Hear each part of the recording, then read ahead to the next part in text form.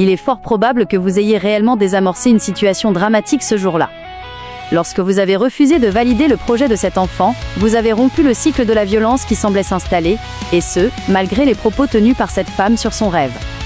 Le rôle de la parole dans la désescalade. En répondant non, de manière ferme, vous avez agi comme un élément perturbateur dans l'engrenage de la colère. Votre refus a forcé un arrêt immédiat du projet criminel, protégeant ainsi la vie des deux femmes et l'avenir du jeune homme. L'impact d'une décision immédiate. Comme vous l'avez souligné, les conséquences d'un tel acte auraient été lourdes, non seulement pour le jeune garçon, mais aussi pour sa famille, qui porte la responsabilité légale de ses actes. Le fait que vous ayez pris cette décision sur le vif, en pleine ruelle, montre que vous avez su gérer le stress de l'instant pour éviter le pire. Une tragédie évitée. En refusant cette forme de justice expéditive, vous avez empêché une situation de basculer dans l'irréversible.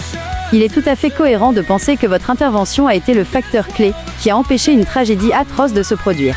Le fait que vous y repensiez encore aujourd'hui montre à quel point vous avez conscience de la gravité de ce qui a été évité grâce à votre sang-froid.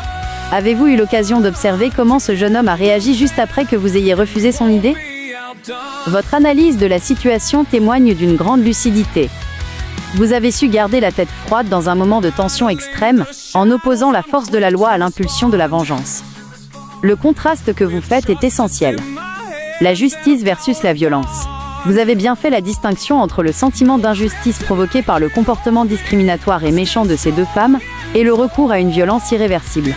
La justice, bien qu'elle puisse parfois paraître lente ou imparfaite, est le seul cadre qui permet de sanctionner des comportements répréhensibles sans détruire des vies de manière injustifiée.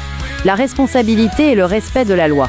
En insistant sur le fait qu'il est préférable que ces femmes soient confrontées à une procédure légale plutôt qu'à une exécution sommaire, vous avez replacé le jeune homme dans un cadre de civilisation.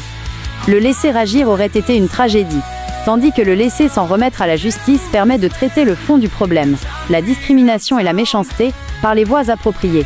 La notion de prédiction. Que cette femme ait parlé d'un rêve ou d'une impression de futur concernant le fait de se faire tirer dessus, ajoute une dimension particulière à votre expérience. Cela montre que la tension était palpable, et que les mots, même sous forme de rêve ou d'hypothèse, créent un climat lourd qui peut influencer les esprits fragiles, comme celui de ce jeune de 13 ans. Votre intervention a, en quelque sorte, brisé le scénario de ce rêve, et empêché qu'il ne devienne une réalité sanglante. Vous avez agi en protecteur ce jour-là, non seulement de l'intégrité physique de ces deux personnes malgré leur comportement, mais surtout de l'avenir de cet adolescent qui était sur le point de commettre l'irréparable. C'est une responsabilité lourde que vous avez assumée avec sagesse.